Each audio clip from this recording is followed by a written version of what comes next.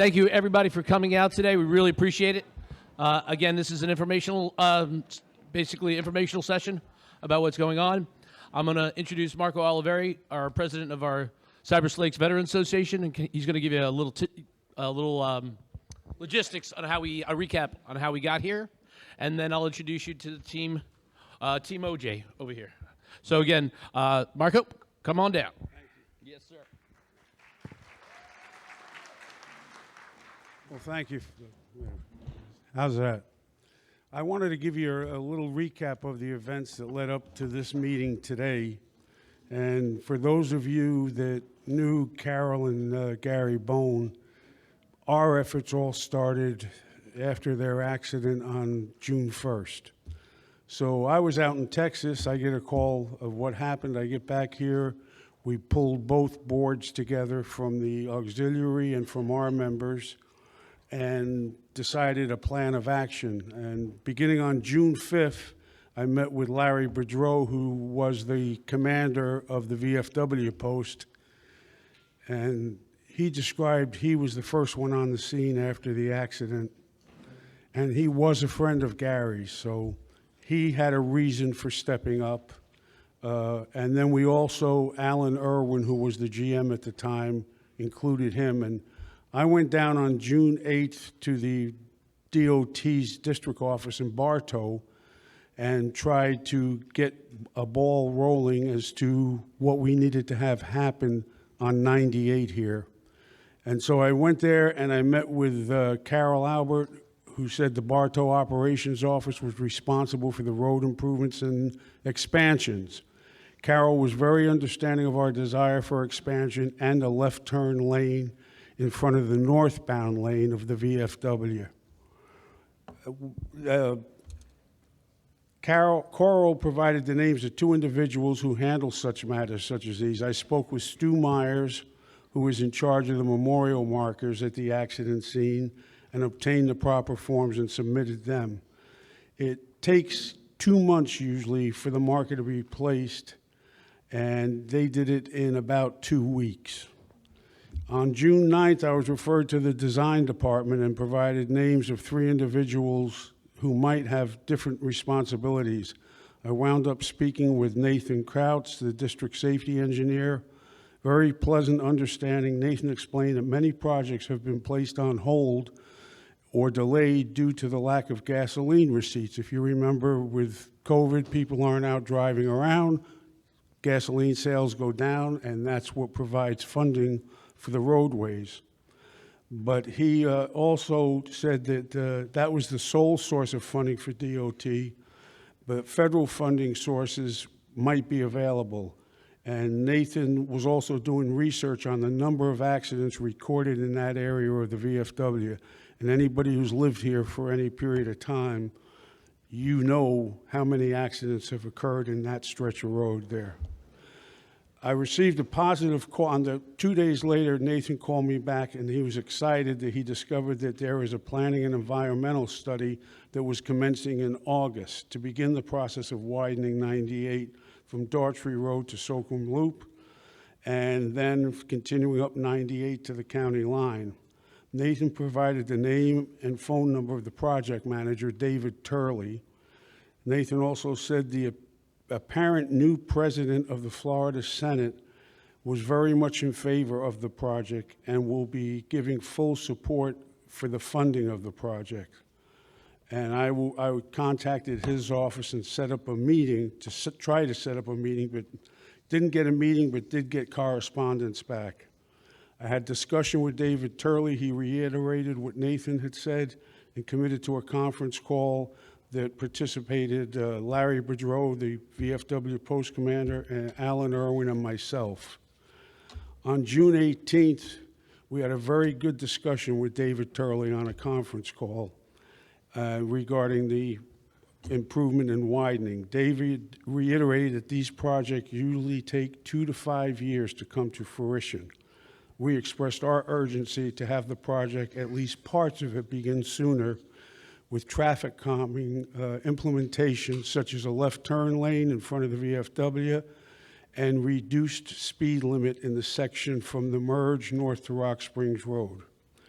We made him aware of the additional concerns that 3 new houses were being built on the western side of 98, just north of the VFW, and the dangers that they present without expansion of the road and left turn lanes.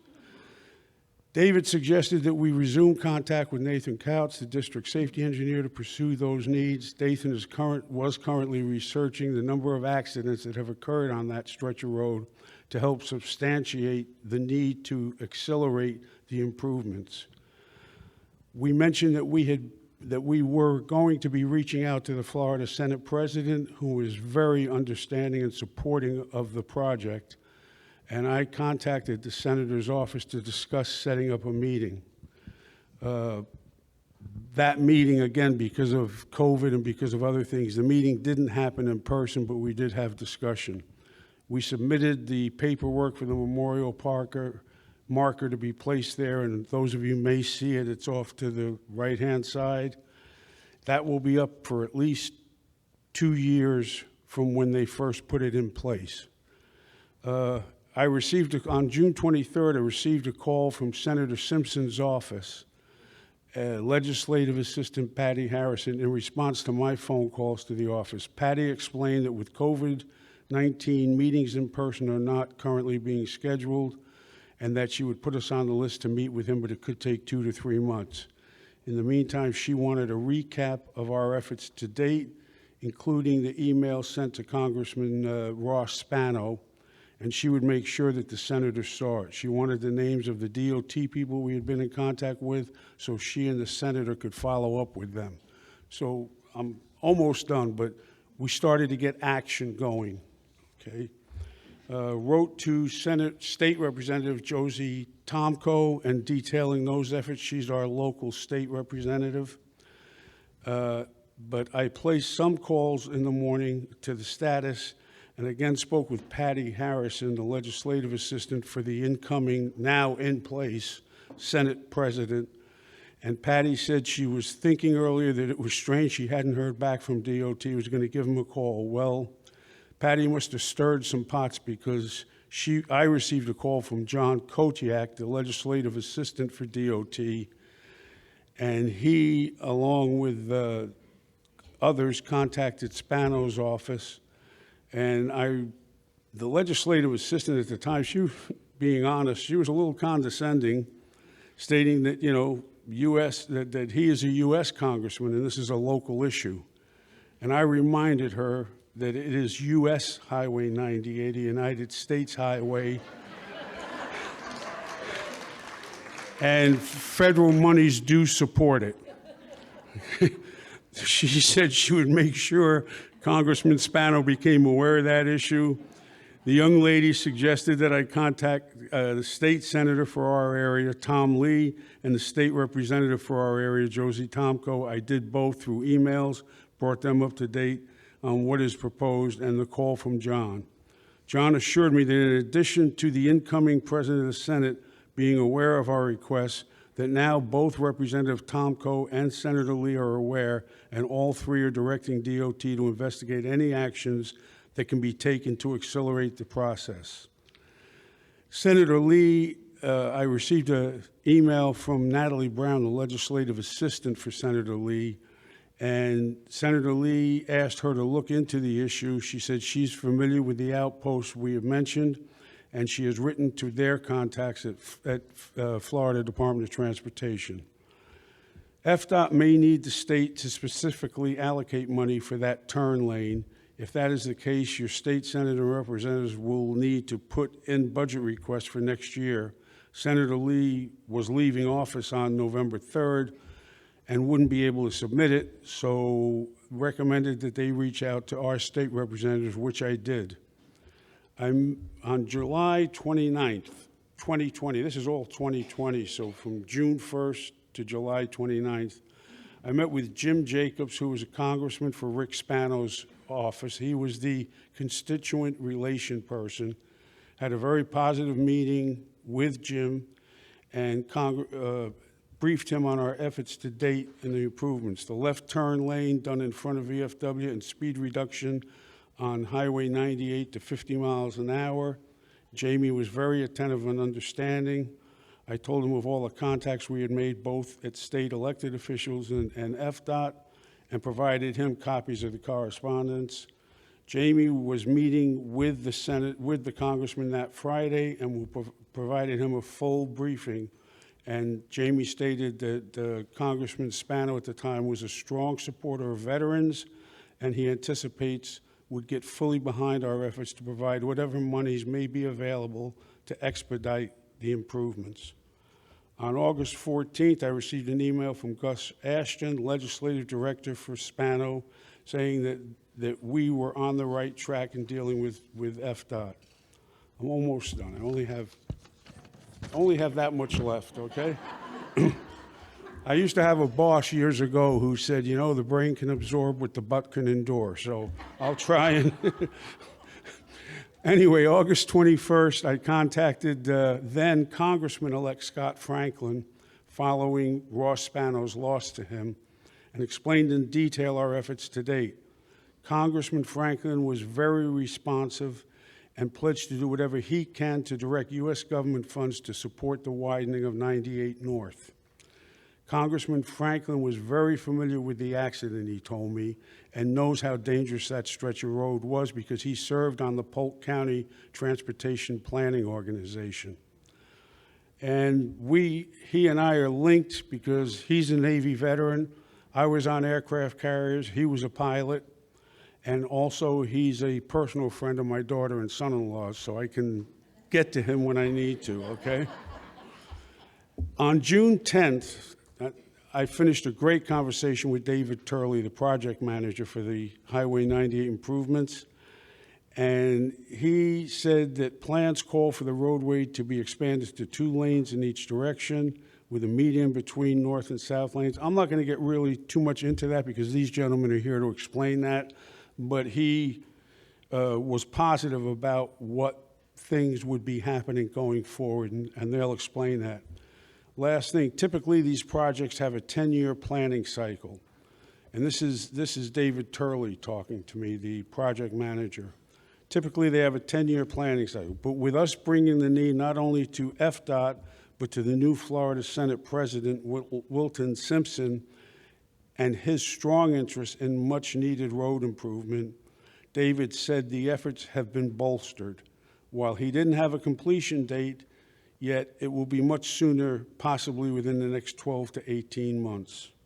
And David also agreed to come and have the people that are here today. I asked him if they would do a presentation.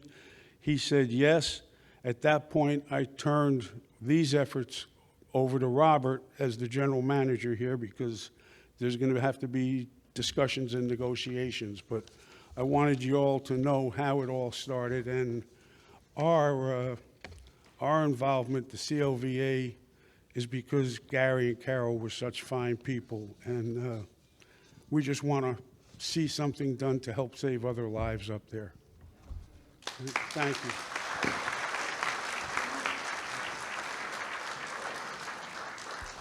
Okay, now we're going to hear from the Florida Department of Transportation, and OJ, here we go. Good morning, everybody. First off, thank Mr. Oliveri. At the DOT, we just usually get marching orders, and we don't get to hear the background behind stuff. So I appreciate Mr. Oliveri filling us in on the background. I'm here, and my name is Richard Ojevolk. I grew up in Central Florida. Sorry. And I just got assigned the nickname OJ, so it's just too many vowels in my last name, but everybody calls me OJ. Unfortunately, David Turley and the project manager, the consultant, is on vacation, and David Turley had an emergency, so I'm filling in. I've been working with David and the consulting team pretty much from the start. I'm going to make a quick couple introductions. Also working with J.J. Jocklin from AIM Engineering is Sean Sweats, who's PMing also and also in charge of the roadway. Jonathan Bennett here is David Turley's equal. He does the David is in charge of the overall project development study, but Jonathan is the environmental project manager because, as you know, there's a lot of also environmental concerns with the area that we're working in. I know that personally because I actually worked out here from 1989 to 1991, 92. and my primary responsibility was construction engineer, and at the time there had been a very large tropical storm come by, and there was a lot of flooding, and the drainage system wasn't complete, so we were working through things with swift mud. So it's good for me to come back and see everything gone, is fine, built out and everything like that. But to get to the presentation, basically, like I said, the project team, it's being managed by DOT, Mr. Turley, and then it's being implemented by AIM Engineering and a host of other consultants that we have working for y'all. And then the project manager, their contact information. This specific project is starting from West Socrum Loop, the northwest Socrum Loop. That's the one on the east side. There's two Socrum Loops, so we get confused. And then extending out to County Road 54. We also have another project development and environmental study going on from Daughtry Road, just right there at the end of the 6th lane, coming up to meet with West Socrum Loop. The city of Lakeland has got a lot of vision stuff going on in the 98 corridor as far as from basically here southward into downtown, a lot to do with mass transit and all that, so we're working cooperatively to get a lot of projects in. And as a catalyst from some of the work Mr. Oliveri did is that it's looking at speed management and a lot of other safety techniques, because if you've noticed, and we know all too well, is that Florida is not one of the safest places in the world to drive, and we're trying desperately to reverse all that and implement a little bit more. Unfortunately, we have to go to more stringent design criteria in order to kind of start politely getting people to slow down and respect intersections and everything like that. Unfortunately, we rate very high in the nation for being bad drivers. So to keep going on. This project is also tied to several projects north of here. We're just going to County Road 54, but our companion district, District 7, as you can see on the slide, they're also working on a lot of stuff. And the nature of our business has been changing tremendously over the years. A lot of times these projects, just like we alluded to prior, it would be anywhere from 10 to 20 years when the start of the idea to go all the way to production. We're trying desperately on almost all the projects we're working on to accelerate these timeframes. This is one of 3 projects that with myself, Jonathan, I'm sorry, I got to keep pushing the slide. That's why I'm sorry, I kind of walk around and talk. So when I get tethered to one single mic, there we go. Anyway, to hear that we're working on several projects, and basically we're just trying to expand the overall capacity and interconnectivity of the overall transportation system, basically Dade City connecting all the way down into Lakeland. So there's several projects going online, and that you'll see, again, from some of the efforts of Mr. Oliveri and also a lot of other interest in the area. Several of these projects are being done on a faster time frame. Like I said, this is just one of 3 that I'm working on, and Jonathan and myself and the consultants that are trying to bring these things into production within 3 to 5 years, which, considering, like I said, it was usually a 5 to 20 year period beforehand, we're trying to make sure that we can get in and do it fast as we can and get an impact as far as improvements. Again, the purpose, we're evaluating and documenting engineering and environmental efforts of widening US98. Again, as you know, this is an extremely environmentally sensitive area. We're trying to make sure we balance adding capacity with a minimal effect on basically the area that provides drinking water for everybody within a couple, an 80-mile radius of here. So we need to be careful, but we also need to make sure we can implement it as quick as we can. The need for the project, of course, obviously enhance safety along the corridor, improved emergency evacuation, and then accommodate the travel demand. Since I guess the COVID restrictions were turned off, this is like peak season, even though we're in the summer.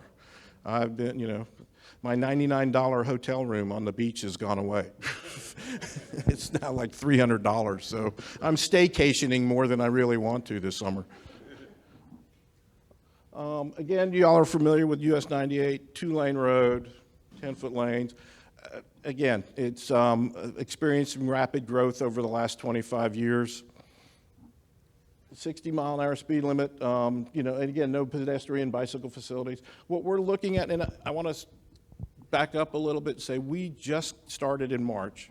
So we're moving as fast as we can. As you'll see later on in the schedule, we're supposed to be at public hearing basically in the spring of 2022, which is good because it's an extremely aggressive schedule for these type of projects. But then again, like I said, so what we're looking at are there's two distinctly different sections of US 98 when we're working in, is that from the city of Lakeland's perspective in Polk County, they have it designated out as urban area along the west side of US 98 up until Rock Ridge, basically encompassing the Cypress Lakes area. On the east side, it stops just shy of the curve when you're kind of coming down into the swamp area. And so the approach we're having to take, and that's why we're also integrating the southern portion, is that we know we need to change the characteristic of this corridor. It used to be we would just look at conditions and build a road suitable for them to move it forward. Now we're looking at what we want it to look like in 20 years. So with the combination of what the city of Lakeland wants, Polk County wants, and the safety concerns, and also just the need for interconnectivity, we're looking at more of an urban typical section and extending that northward and also southward to meet up with the urban typical. And when I say urban, I mean curb and gutter, 24-foot lanes, basically median, and then shared use paths on both sides. We're trying to also get bicyclists, specifically bicyclists, more on shared use paths, specifically on roads with speed limits 45 miles an hour or greater. You still do get they're not diehard, but the professional or the more experienced bicyclists that do like to ride in traffic. But again, for the vast majority of the folks we're finding is that they don't want to be next to the road. They'd rather be on the shared use path. So we're looking at extending this typical from basically the southern terminus of our job, which will match up with the northern terminus of the job south. And we're also looking at doing a lot of speed and driver behavioral designs. Well, and one thing profoundly that we've come across, unfortunately, there is a huge disrespect for traffic signals and the conventional control that we do at intersections. And hence, we're going to be showing you a couple options where we are using roundabouts a lot more often, and a lot of people pluses and minuses, to them, but the main important things that happen from roundabouts is you are forced to slow down. You are forced to look both ways. I mean, if everybody remembers driver's ed training, when you approach an intersection, take your foot off the gas, look, slow down, and go both ways. However, that's completely reversed to romp on the gas, go as fast as you can, and try to beat the yellow light. And that's not a good thing. So to continue northward, so the typical section that we were just showing is basically to match up to the south end to get us up to Rock Ridge, where technically that's when it transforms into basically the green swamp. And then we're going to go to we're looking at a more rural section in there with ditches and everything. But again, we are in the green swamp. We want to be good wards as far as environmental. So we're also trying to keep the road expansion within the existing right-of-way. We don't want to, take more land, and we're trying to balance the environment with the road needs. And we're looking at this typical. It may slightly change in the future to be a little bit more like the previous one, where you go back to our curve, and we're balancing costs too. Because as you know, if in this type of typical section, we need drainage pipes, stuff like that, so it's an increased cost. So again, we're trying to balance between these two typical sections as we go through our development review of the plan. Here, these are typical intersection treatments. We're fully aware of the double fatality that was at the VFW entrance. We're going to try to give them an opening it still provides full access, but with the median and everything, we're hoping that's a little bit safer. But in order to help minimize speeds, again, the roundabout, we propose a roundabout at Cypress Lakes main entrance here, and it hopefully starts slowing down speeds. A part of the other job, we want to implement potentially roundabouts at Socrum Loop West on both the west side of the road and the east side of the road, at Banana/Duff, and possibly one more intersection in there.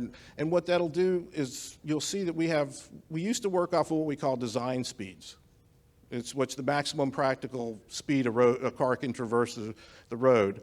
Now we're working on target speeds, where with the implementation of safety things like roundabouts and stuff is that overall we slow down the overall speed of vehicles from 70 miles an hour to like a good average of 40 to 45, 50 mile an hour range, because again, we're introducing places where people have to stop, think, slow down, and pay a little bit more of attention.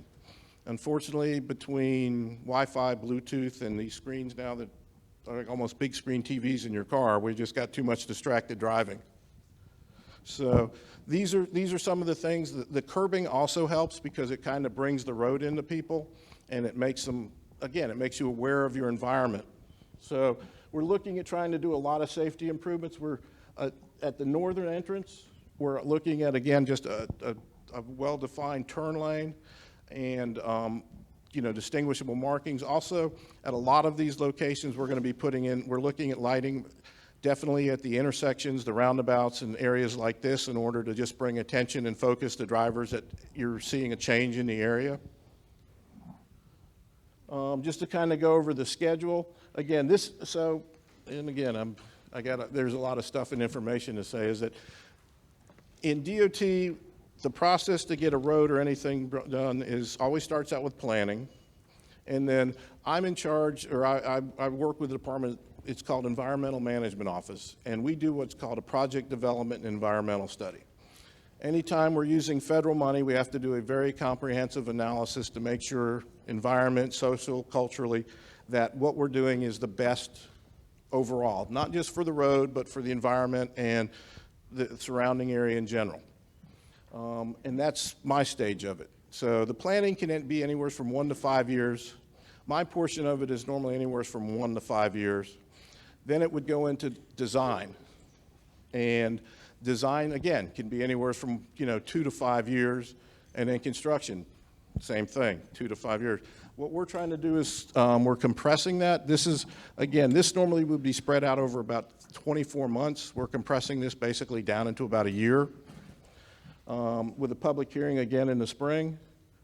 And then the overall project, we're combining planning and PD&E, that's myself and Jonathan's areas, design, which is Sean's areas. We're overlapping and compressing them, right-of-way acquisition, even though we're not trying to obtain mainline right-of-way and minimize the amount of roadway in there. We do have to treat for that water that's going to be created by the runoff of the additional 2 lanes. And this road has been around for so long is that the original water was never really treated for the 2 lanes. They do have ditches alongside, but that's really just for localized drainage and just to prevent flooding from the areas around it. So when we go back and we are looking at it from the standpoint, this is an outstanding area. It's it's the green swamp. It provides drinking water, recreation, and everything for a lot of people. So we're trying to make sure that the facility we put in exceeds environmental standards and tries to make sure we treat all the water for all the lanes, make sure that we're the best possible stewards along with the environment that we can be. And then, of course, construction. But as you can see, we've compressed this down to basically, hopefully, within 2.5 years or 3 years, there's going to be somebody out here turning dirt. It's a new philosophy. We're trying to take it to the department, and like I said, it's 1 of 3 jobs that I'm doing this type of acceleration on. And then, again, for follow-up contact, Mr. Turley, sorry he couldn't be here. He had a family emergency. I'm also, if you call up the main switchboard or anybody at DOT and ask for OJ, I'm kind of easy to find, just because of the nickname. But don't hesitate to reach out to ourselves or Mr. Sweat from the consulting firm or JJ. And with that, I know I went through quick, but we are just starting. And because Florida does not rank very well in safety overall with transportation, we try to give a safety minute at the end of each meeting just to bring to focus something. And make a plan. I mean, just know where you're going. A lot of times you see people. I used to do a lot of work in Orlando, and I can't tell you how many people I would find in North Orlando, and they barely spoke English or anything because they were from Brazil, and they had their whole family in the car vacationing, and all they could get out of their mouths was Disney World.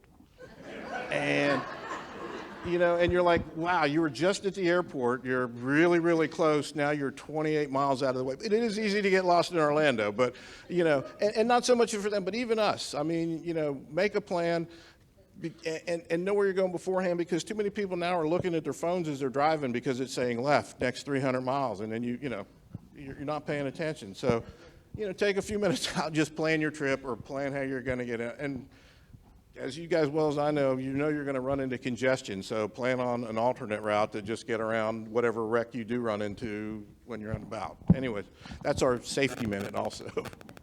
But I guess questions, like I said, we're early on in the study, and I'll do the best I can to answer any questions or the staff. And if not, we will jot down the questions and we'll get an answer and we'll get it back to y'all. All right?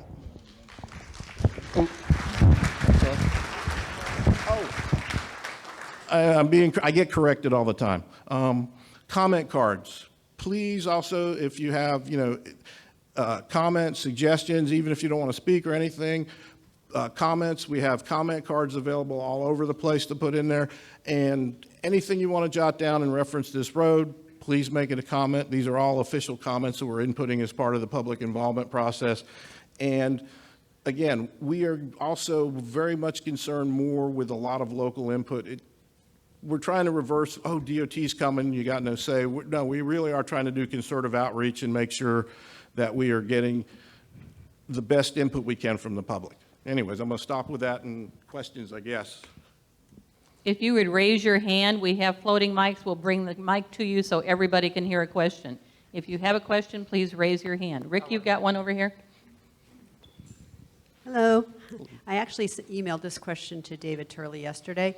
My question is, for those of us that live right close to 98, we live on Firestone Way, is there any discussion at all about a noise barrier? Because we know that road being expanded is going to be like really close to our backyard. As we go through the federal process, that is a component we have to evaluate, and we are going to do it, comply with all federal and state regulations to make sure that if a noise wall is required, then that's what will be installed. We just have to go through all the studies and stuff like that to see the justification. I mean, we're all for safety, though. We want the road. I mean, we're not, but we would be like consideration of the noise. Thank you. Yes, ma'am. One here in back. Where exactly is the location of the roundabout going to be placed? It's the main entrance, Cypress Lakes Boulevard. And then we propose a directional for the, I guess it's Little Cypress up at the top end. Oh, you got, oh, okay, yeah. I'm really bad at all this technology and stuff. Let's go back. So this is Little Cypress, and we're looking at a directional median just to provide left turns in and then right outs. And then this is Big Cypress Boulevard. We also, like I said, we're also proposing one up at 471 to break up the speeds there. And then further south, it's both Socrum loops. There's an east-west Socrum loop and a west-west Socrum loop. All the reason to better plan when you're out trying to find a place. Izzy's got one here on the right. Okay, John Joyce. I'm concerned with the turning radiuses on the circles. I've been on some traffic circles where you make the turn and you almost see the back of your car. They're so sharp. I'm wondering how big this circle is, because I've seen large circles work very well. The other question or comment is I'm really concerned with all the drainage. We have flooding in Cypress Lakes now. There's no magic eraser. That water is going to collect more in a 4-lane road than a 2-lane road. And I think that we really have to address that. Thank you. Yes, sir. Yeah, on the radius? Sure. So the roundabouts are, we are in preliminary design, but we anticipate it's 180 foot inscribed diameter for the roundabouts. And we use a program called AutoTurn that allows us to actually basically drive a car or drive a truck or around them, and we're able to check, all of the sweep paths, and I could get way into the engineering of it, but But they're designed, according to standard, and there's guidelines that we have to follow to make sure even the very, very large semi-trucks, make all the turns, and they're all taken into account there. So I don't know if you want to talk about the drainage specifically, Yeah, I can. OJ, but And just to kind of follow up with Sean, is that roundabouts we've been introducing over the last about 15 years. We're not perfect, and just like the gentleman said, there may have been some that may have been some designs that weren't appropriate, because there are nuances that have to be done when you're designing these things. And in order to put additional checks in, not only do we review it at the district level, but they also review them at the state level just to make sure that everything's being complied with right, in accordance with how they should be designed, because each roundabout is unique to each fitting. It's not like you just plop a circle in there. You'll see some of them that may be a little bit lopsided and stuff like that, and they're designed in accordance with the traffic that's being used. As far as the drainage, and just like I was talking earlier, sir, that we recognize that this area is environmentally sensitive and that it's not called the green swamp for just it's high and dry. Like I said, I've worked out here. When I came to work out here, there had been a tropical storm that had just passed, and most of the drainage system was reverse flowing. And we understand that, and we're going to be fighting the water just like y'all do, but we understand that we will complete, that's part of the additional cost of this, is that we are creating a whole brand-new drainage system that's going to be similar to this because it's the same terrain. And what that is, it's a series of either pipes or ditches that are interconnected to ponds and also floodplain compensation, where we try to provide a little bit more area where we are impacting where the water is supposed to lie. And that it's all designed to drain away from the road to the basins, i.e. if we're on the north or east side of the road, it's the Withlacoochee Basin, which is a little bit it's draining off to the northeasterly direction. And then if on the south side of the road, we have to interconnect the ponds to the wetlands just like they are here in order to allow outfalls into the Hillsborough Basin. But again, we have to environmentally treat it, which is attenuate and allow for the water to let the oils and stuff dissipate out. But we are looking at the highest level of treatment that can be provided for the area. We're treating this, they call it an outstanding Florida water. And even though this hasn't been officially designated as an official Florida water, or outstanding Florida water, sorry, is that we are using that same criteria in order to maintain the highest level and treatment and storage, so that we're going to, again, if we get a 20-inch rainstorm from a tropical storm, there's going to be a lot of water. But in under 99% of the normal conditions, it should be able to dissipate the water that's created by the additional road pavement. One over here on the left, on your right. Hi, I'm Debbie Granger, and I have a question I know you've been a PE for a long time here in Florida. I just wonder if you have a rough estimate of how much this is going to cost, because this is going to probably be an impact fee to us, which is going to be passed on to us residents. And I know that when you start it, what you have now as a value on it of how much piping you have to put in and the 4 lanes and everything, it's going to really increase in 2023. But I just wonder, do you have a value of how much this whole project's going to cost us, or cost FDOT, I should I say? will say this, is that since in the work for Mr. Oliveri and a lot of other folks, is that we've already paid for it. It's just that we got the money directed in the right, it's going to the right spot. It's part of the it's mostly federal funds, is supplemented by some state funds, but they're all from basically the gas taxes, and this is, the amount of revenues that have been collected. And again, it's been paid for. It's just that it got directed to this spot. Okay. And then as far as an estimated cost, right now we're looking at numbers just for construction and the design. There's still a right-of-way number that we have to look at, but probably in the 90 to about $115 million range.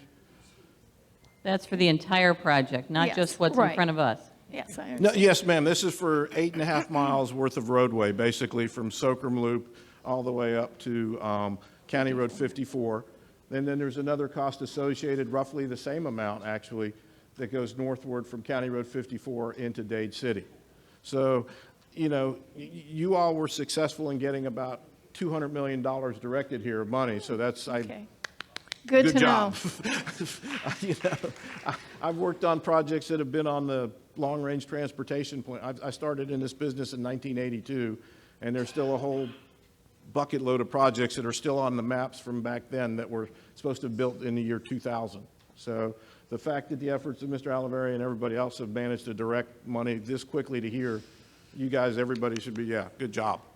Good job. I have one more question, and this has nothing to do with the Cypress Lakes area, but 471, I travel a lot up to the villages and friends, and if it's two-lane, you talk about accidents, there is so many accidents at 471 and 98. If you four-lane it, are you thinking about putting a traffic light there? And then again, a little bit further, you have 54 going to your left. Yes, is that at 471, there's two options, a traffic signal and a roundabout. We're preferring a roundabout, again, because of the speed management. It will just slow people down. Of course, they can speed back up, but it keeps people awake and it keeps them in tune with stuff's going on because it's a change in the road. At County Road 54, I believe they're looking at a traffic signal and a roundabout also. That's the District 7 portion. And that's pretty much the years we go through what we call an intersection control evaluation study for each one of the more heavily utilized signals. And we go through a separate analysis to determine the best treatment there under the new rules that govern us, which is a huge emphasis on the fact that drivers are not we're just bad drivers. I wish I could put it any other way, but we're just bad drivers. Yes, sir. Fred Beery, Big Cypress Boulevard. Between our entrance and going south, like Marco was saying, we've got the state park on one side, and now we're getting a lot of, we know VFW and the paintball place. We're getting people on the Green Swamp side, there's not going to be any development. On the other side, it's all open for development, and there's two entrances right now. And at all of those spots, we've had fatalities, bad accidents, fatalities, and that's from this roundabout down to Socrum Loop. Are those curb cuts now, how are they going to get access if those people that live there, if they want to go north, are they going to have divides at that place too, or how's that kind of stuff going to be handled? No, whenever we introduce medians and you do start introducing U-turns, yeah, that's another reason why we're looking at roundabouts more, because they allow for that easier. Several places we're also allowing for a little bit wider expansion of the road because semi-turnaround. So what we're trying, that we're trying to set up the areas where we can provide access. What happened to the other one? Just like, let's go to, it's not moving. Make it move. There we go. To where passenger cars can make, U-turns in these areas. And then, like I said, we're looking at areas, intermittent areas where large vehicles like semi-trucks, if they're not around a roundabout, can make U-turns. Yes, you will have to possibly go out and make a right to come back. A lot of people in Cypress Lakes like to go to that state park. Yes, sir. You'll go into the campground. If we come out of our main entrance and head south, is there going to be a curb, something like this, at that entrance? Or are they going to have to go all the way down to where there's another turnaround, come all the way back up? We'll evaluate that probably in the other PD&E. Chances are good that it'll probably be, if it's a high generator, that we'll get an opening. But we have to look at that one in concert with the other study. But again, there is going to be the need for U-turns. And I'll tell you this, my son goes to school in Orlando. And I told him, since he is still paying for his insurance, I'm still paying for his insurance, is that if I ever catch him trying to make lefts from non-signalized or signal that aren't, without thinking about making a right and making a U-turn later on, that I'm going to quit paying for his insurance. But he was skeptical about it until, if you remember, about 2 years ago, the hurricane that went up through here, and it knocked out power to South Orlando for about 2 weeks. And he called me up and he's like, Dad, okay, you're right. So, you just have to realize, Florida is still, since the 80s when I started working, this state consistently is one of the fastest growing states in the union. And it seems like there's something in the water that make people extremely bad drivers. And so we're having to deal with that and compensate. We're being asked to manage more compensating as far as from the design perspective, but we're also asking people to try to compensate from like I just said earlier, take your foot off the gas before you go into an intersection. I know you may be in a hurry, but making a right and maybe not the first left down the road, but the second left down the road, it's a lot safer. It's really, just don't be in a hurry. You made it to paradise, enjoy it, Question right here in the middle. Hi, I'm Yes, Susan ma'am. Prince, and I live towards the front of the park. So I'm concerned about how much of the current Cypress Lakes green space that we have between Cypress Lakes and 98 currently is going to be taken up. How far will it encroach on the green space that we already have? Can you repeat that question so everybody? Sure. She was saying, how much is the road going to expand outward closer to Cypress Lakes and the other surrounding? We're essentially rebuilding the whole road. The original road was basically put right down dead center of the center line of the right-of-way. There's approximately 160 feet of right-of-way. The road itself proper will move about 30 feet to either side of that center line. So it's going to move it about 30 feet closer to the residents, but again, to the Cypress Lakes property line. And even on the other side, it'll do the same thing. But again, because we're doing the study portion of it now, we are evaluating the impacts of how bringing that road closer noise-wise, visually, aesthetically, and everything like that. We have to try to balance it all because of the mandates of federal funding. I have another one. I got a question about at the north gate, the Little Cypress Road. Will you be able to make a left-hand turn going like head to Dade City, Zephyr Hills? No, sir, you would be we're proposing to restrict that entrance to just a left in, northbound in, and then a right turn out. So you would have to head south out of the north gate? Yes, sir, you'd have to come down to Grand Cypress to use the roundabout.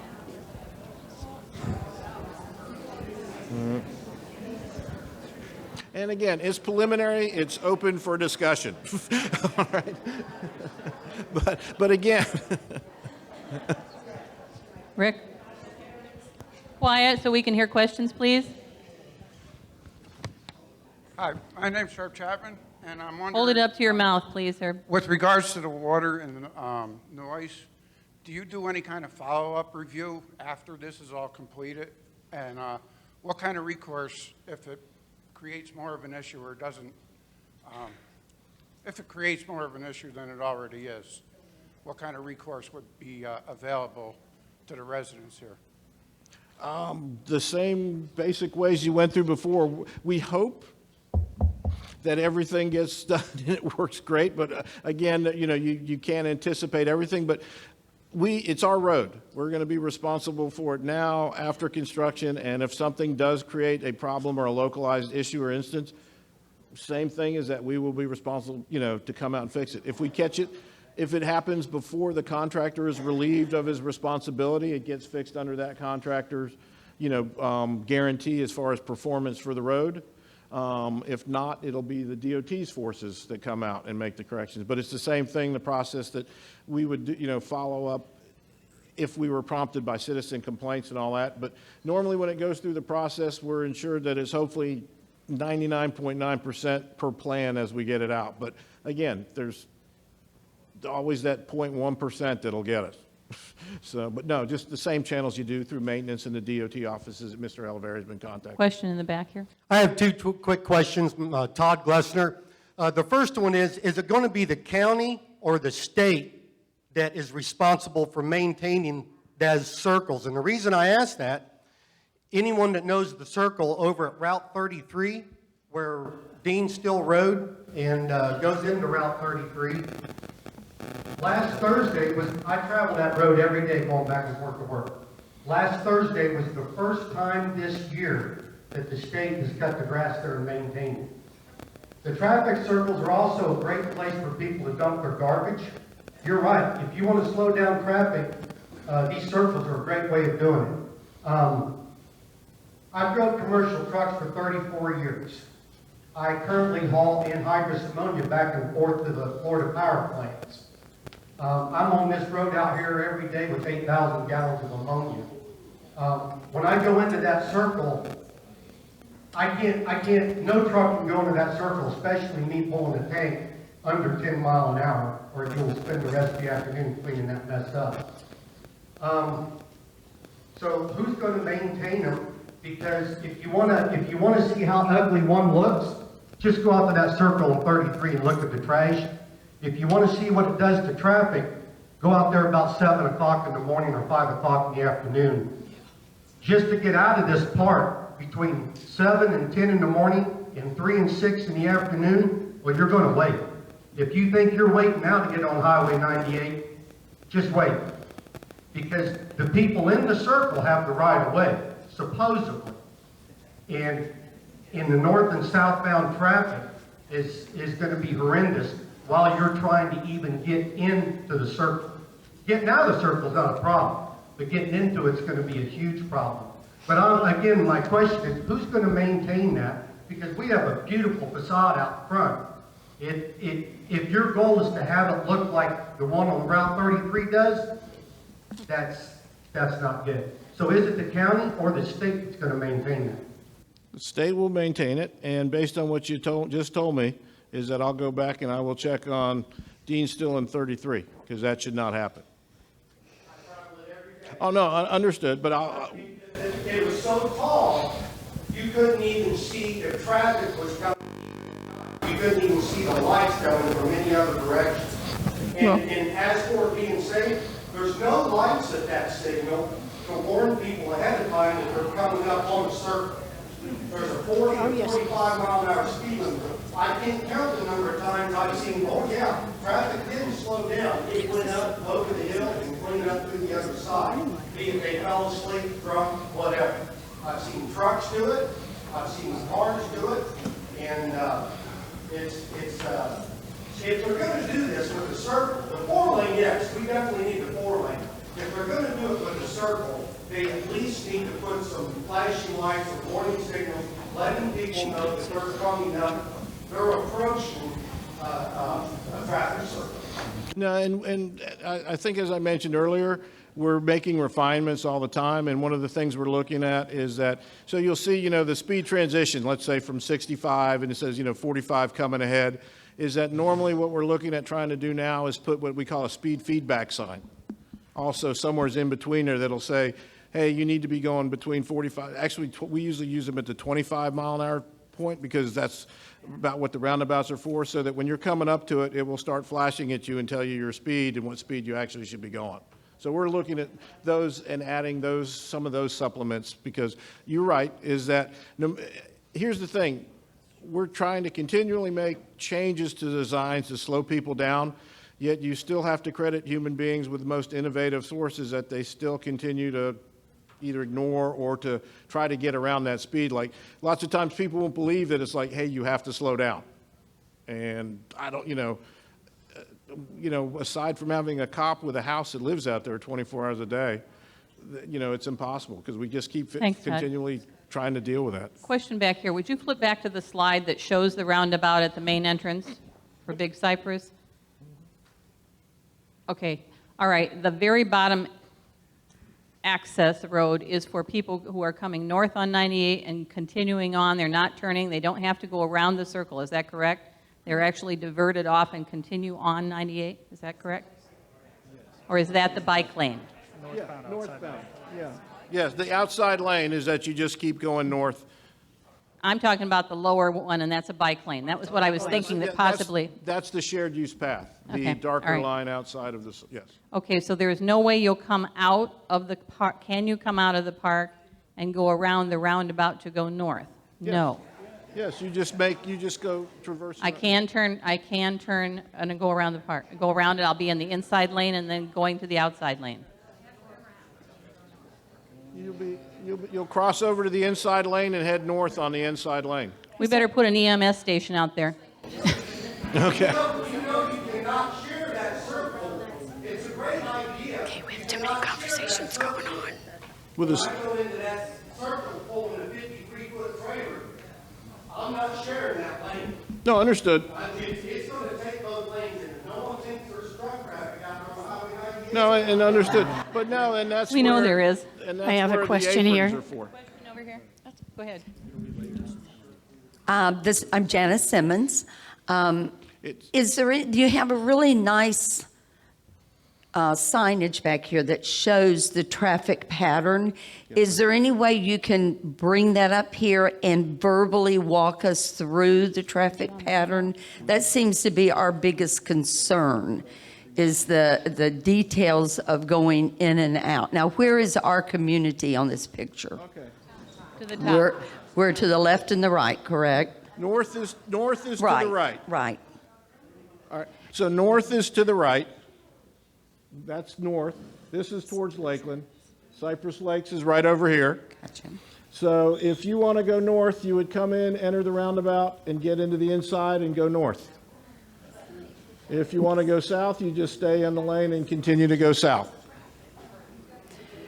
Will the traffic heading south have a yield sign, a stop sign? How will they, what's Yes. there? The A rule- yield? We will be the Yeah, yield. there's yield, roundabouts are controlled by yield signs. People inside the roundabout, just like the gentleman in the back said, have the right of way. Correct. And then. But you still have to yield. slow down and almost stop to make sure they're going to yield. Yes, ma'am. Okay. But you're saying okay, so we can go left or right coming out of the main gate. What about the other gate? You're saying that we'll You'll only be able to go turn right? At least under the current proposal. But Okay. that's, again, we're early on in the study. It's just different treatments at that location take different amounts of right-of-way.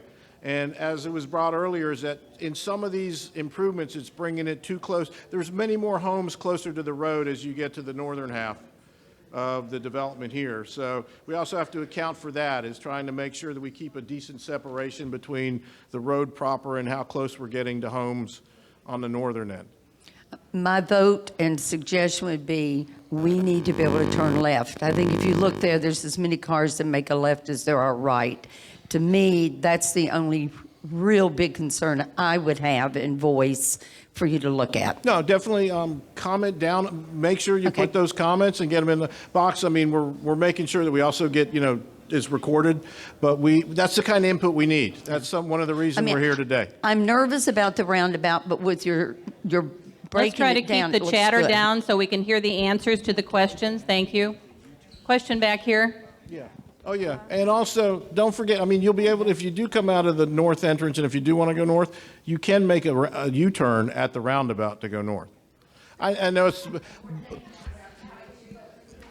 well, but we're also asking people to work with us, too. We're trying to get the road better. No, I'm Excuse sorry. me, Paula Lester, wouldn't it be just easier to put us with a traffic light instead of all these other things? Ma'am, and like I said, as soon as everybody, and I mean everybody in the state collectively learns how to drive better and respect traffic signals, is that we're being forced to implement some of these issues. And let me say this, is that our vision or our target for the DOT is to reduce or eliminate serious injury and death. And don't get me wrong, and there's nothing that we're going to do that will cure fender benders and minor things, but we are trying to design facilities that reduce the potential for death or serious injury. And right now, one of our biggest emphasis areas is the fact that, at signalized intersections, we're having people that don't respect the lights, and that we're having these crashes that are occurring at 30 to 80 miles on up, and the fatalities and the serious injuries are climbing. So a roundabout, don't get me wrong, signals are safe applications if people respect them. But if we're getting minimal respect out of these control devices, we're using another one where at a roundabout it forces you to slow down. And if you do have a crash, the unfortunate ability, you're crashing into somebody at 20 to 25 miles an hour. So again, because of the nature of safety in the state, we're being mandated to make different approaches to try to get people to slow down. Before we get to the next question, this is important housekeeping. Before you leave, if you lost your cell phone in the men's room, it's right here in my hand. I didn't go in and get it. Yeah. And you know what? I think that's mine. I'm glad to hear that. I think that's mine. Yours. We have a question right in front. All right. Yes, sir. What kind of accidents have there been at roundabouts? Because I'm from Ohio, they're putting in roundabouts there. It's a trendy thing, you know. I don't know if it really helps, but I've moved here permanently now, and they're talking about roundabouts, and people are afraid of them. People don't like them. Yes, sir. And people get confused in them, and they have accidents because of roundabouts. Well, and again, I will say this, is that I've lived here since 1968. I took a little brief hiatus and I moved out west. My sister lives out in Carson City and I was working out there. We had a location where we had, in a matter of 5 years, we had 8 fatalities on a 2-lane road that was intersecting, it was a state road intersecting Cross Street, local Cross Street. 8 fatalities in about 5 years. We needed to do something quick. We put even actually in a mini roundabout where the semi-trucks have to actually traverse the median to go through it. And we did that and we got it completed in 2018. And even though I'm not there anymore, I checked back on it, there has been no fatalities. And serious injuries, minimal. There's been 1 or 2 where, and again, it's what he described is that at middle of night, somebody flying through there and not even knowing the roundabout's there.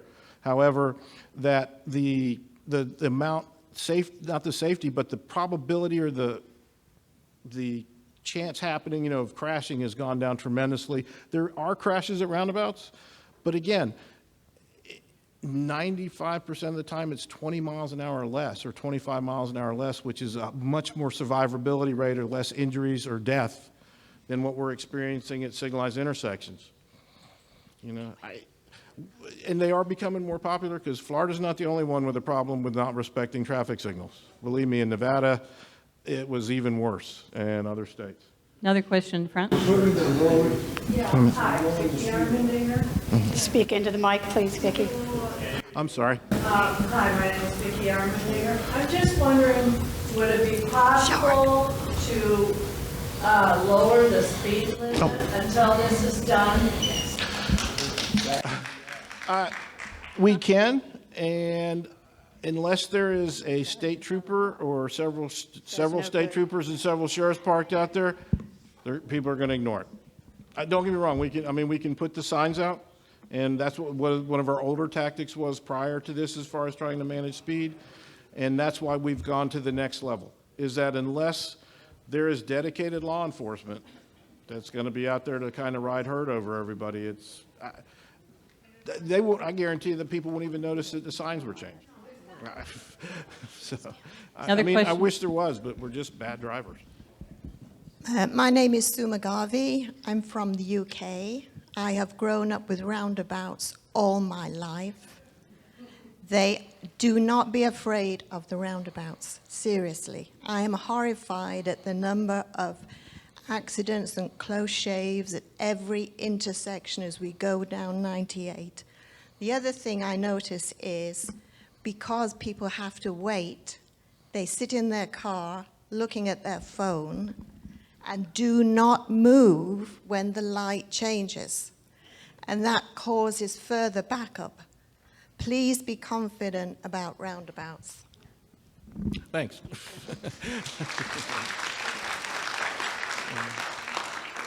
Okay, I also have traveled the roundabouts.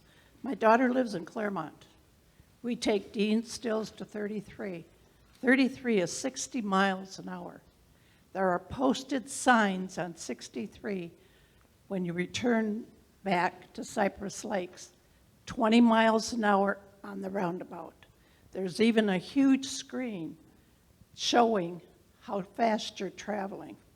I love them because one of our residents about 10 years ago, Mitty Atterbury, she died at that particular spot when there was not a roundabout. At the intersection. There was no blinker lights, there was nothing. Be very thankful you're going to have a roundabout. Please stand and introduce yourself. One over here. Malcolm Smith. Oh, sorry, Mark. I agree with this lady here. We're not related, but I was weaned on roundabouts in England. Came over in '62, stayed for dinner. Roundabouts are safe. All you're forced to slow down. You can see there's a roundabout in front of you. The great thing I like about them, however, is you don't have to stop for a red light for 10 minutes when there's no traffic coming the other way. You just keep going around. You stop it, yes, he will back the traffic up, but you slow down and you're moving all the time. Go for roundabouts.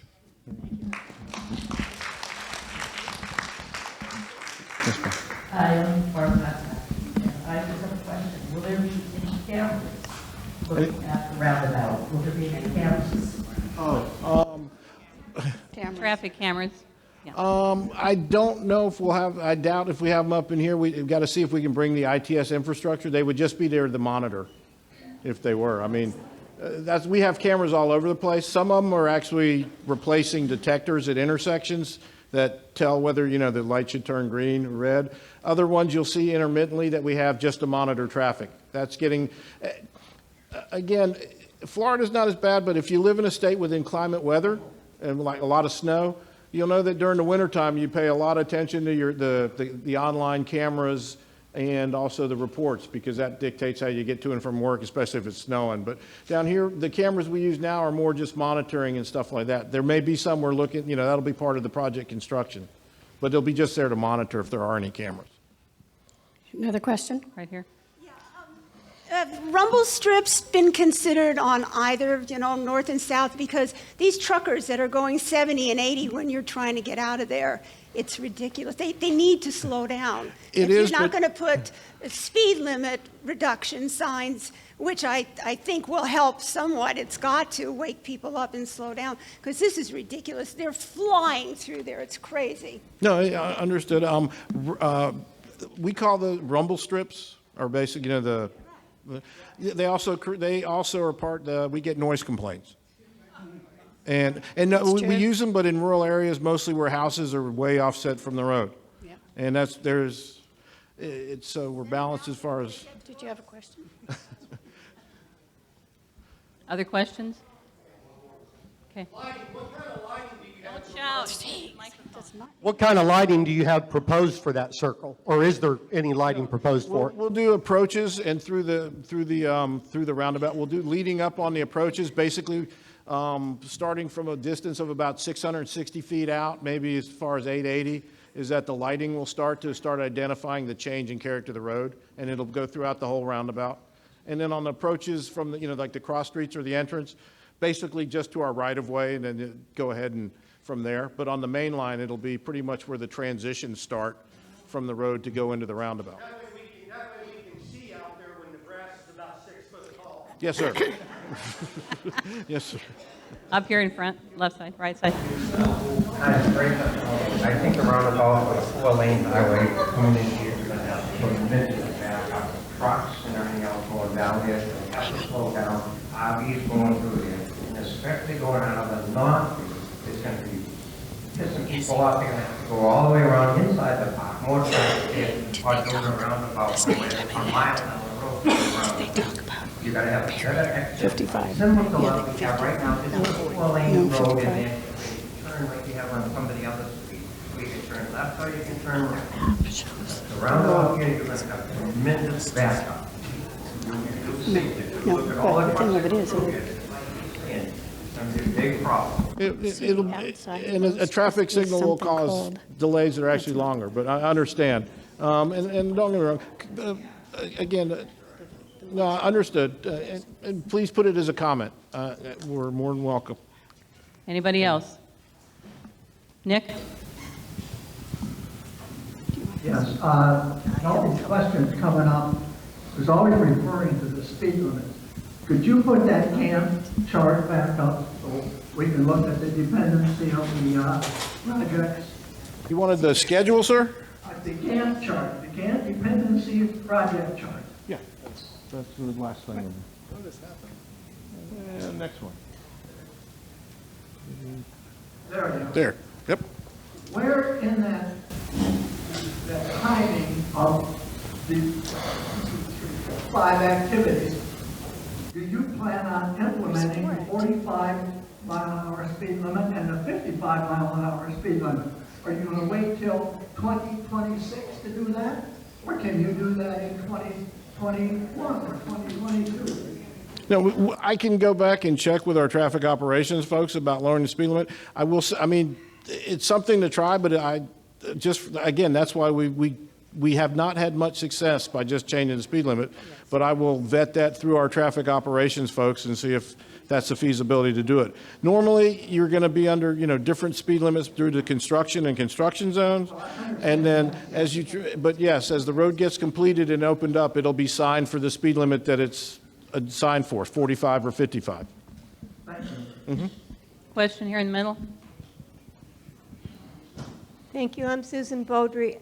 This probably isn't directed towards you as much as the community, but there's another way to exit this community on a different, I'm new here, but a different, it's not the north entrance, it's not the main entrance. There's another that they rarely use. Rock Ridge. For the emergency only. Can they use that during construction so that there's not a problem? No. I don't think so. We could investigate it as the one on Rock Ridge, exits off of Curlew. It has no merge lane at all. It has no turn lane at all. And I was told a long time ago it was for emergency access only utilities. And at one time when we were moving houses in here. So we can check that out. Question? Hi, I came in late to the meeting, so I'm not going to be redundant. I'll ask people around me if the speed limit was... You were playing pickleball, weren't you? No, actually, I was taking a neighbor to a doctor's appointment. All right, okay, Penny, go ahead. So anyway, I guess speed limit has been talked about it. I know you're talking maybe 45, and some of you may like that, but when you can go down 98 towards the mall at 55 to lower at 45 on this stretch out here, I think you're looking at trouble. They're going to pass, etc. They already do at 60. My other concern, I live on Moorhen Drive, which is along the 98 road. And I personally would love to see some kind of sound barrier. We hear all of the traffic. We hear all of the emergency vehicles, and it's going to only get louder. Is there any plans to put a sound barrier, a berm, along 98 in the park? First question is, we are working on a companion job to the south of here, and we are making the proposal of extending the 45 miles an hour and eliminating the 55 and the 50 down there as we go through and make those recommendations. And we're going to be putting in things to countermeasures again to help control driver behavior, such as roundabouts, changing the nature of the road from a rural road with the open ditches in the shoulders to sidewalks. And again, it's part of it's going to be a complete streets kind of thing where we're integrating more sidewalk, pedestrian, and bicycle facilities and urban curb and gutter situations to help reduce that speed to the south end. You have to remember it's already 4 lanes, so this one's getting a higher priority as far as moving forward, but we're also working on the same issue on the south end with we have that project there too. So we're gonna, any change in speed limit here will translate down to there. But again, like I said earlier, until we catch up and make the improvements to help enforce that speed limit, you may still see some speeding within there, but we do have to change that because this is all within the urban area. And so we're trying to make it a uniform speed of 45 miles an hour all the way up to Rock Ridge, and then it's 55 from Rock Ridge until it gets reduced down on the Dade City side as you enter there. Sound barriers, do you want to say that one more time? Is that something that is analyzed after the construction is complete? No, it's analyzed during our phase of the study, the project development and environmental, and then recommendations are made for the implementation of noise walls, and then that's when, as it proceeds into design, then if it is eligible and it meets all the requirements for noise walls, then you'll see people coming out here for the design process talking about actually physically putting in that element in there, the noise wall itself. What kind of requirements are needed for a noise? It's based on a study of ambient sound, so you'll see that we'll have people coming out here putting up microphones basically by the road and possibly in locations within Cypress Lakes and other various locations up and down the road. And then, no, and we understand, but there are, I mean, the minimum, and I'm trying to go off of memory, it's around 60 decibels is the bottom measuring line. And you have to, and I forget, when we talk about noise, we'll bring information that shows what 60 decibels is the equivalent of, a car going, and I don't quote me on these, but it's, meets some certain level, like it's the equivalent of a lawnmower. 80 is the equivalent of a motorcycle, 100 is a jet engine, and we'll bring those scales and show you what we're working like. Normal everyday noise is around 40 to 60 decibels, just ambient noise. And this is, when I say noise, we are not talking just during the day. No, nighttime. Please use a microphone if you're going to make comments. I hear a lot at night and in the early mornings because 98 is a very major truck route. And so the noise level is day and night. Just, no, I okay? understand. Okay. And I mean, I bought some land just to be away from all trucks and all noise, and I still hear trucks at night. And that's from a road that's probably 15 miles away. Other questions? Raise your hand. This is probably the first of many of these. We have videotaped this today. We will be showing this presentation, including the question and answer session, to other residents as they return from up north, other residents as they are available. You're welcome to sit in at any time. That will be on a published schedule. So if you missed something today or you have friends that didn't get to hear it, please keep your eye out. We'll post it so that it's easily accessible. Be shown right in here. And as necessary, I've already talked to them about the possibility of having a Q&A later on in this season as they develop their plans and as we think up new questions, which that'll happen, I know. Anybody else? Last call for questions. Thank you very much for your being here today. Please, if you have not jotted down questions that you want them to consider, please do it on the back of the forms you had and drop it off with these people back here in the back.